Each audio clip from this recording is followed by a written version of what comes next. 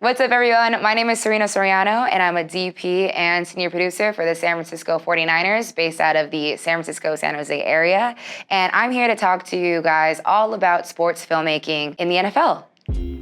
There's a little bit of luck to sports, filmmaking and cinematography and photography.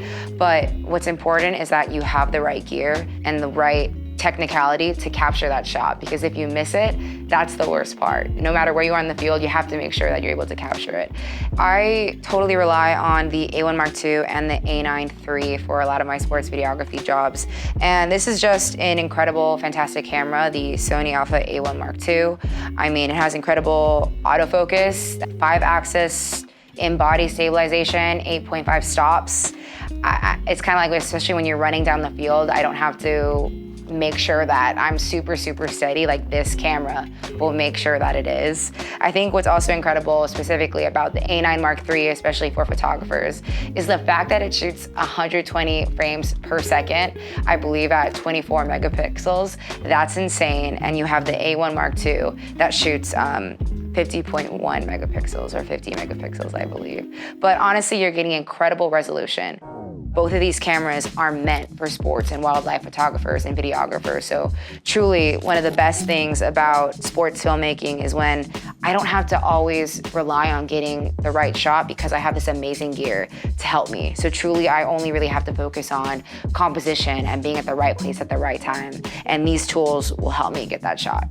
So game days are always my favorite day of the week, and for my team and I, we arrive about 5 to 6 hours before kickoff. We're capturing the guys arriving to the stadium in style, editing out real-time content, and then we're also miking up the pads. We're setting up frequencies for our bench sound, camera and mic as well.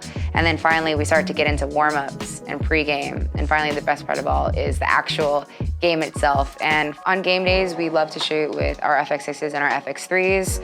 For me, the FX6 paired with the 16-35, especially for pregame, is a very interesting look. And I've done also multiple shots with my Sony A9 Mark III and A1 Mark II on a Ronin, being able to follow our player outside of the tunnel.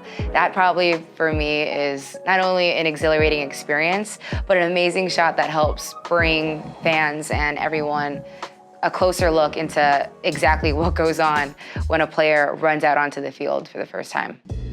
For football videographers in specific, I always like to say try to be about 20 or 50 yards from where the action is happening. So let's say the offense is running down the field at the 50-yard line. I'm like 20, 30 yards away, making sure that they're coming towards me. Now, let's say I'm trying to capture the defense. I'm trying to have the defense be facing towards me as well to try to capture a sack.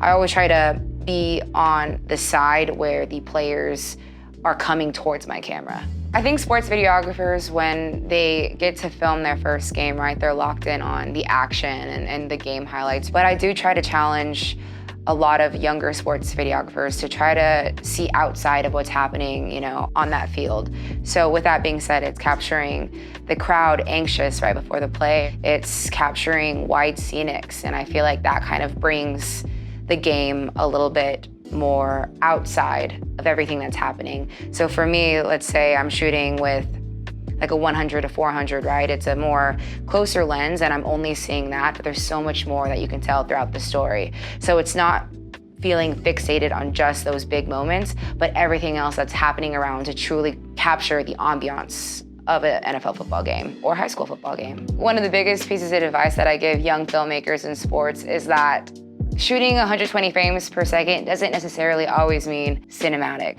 Truly go out there and try to shoot 23:9:8. Go ahead and shoot some slow shutter. I really think that's gonna make you and your work overall stand out, and it's something different than just shooting slow-mo.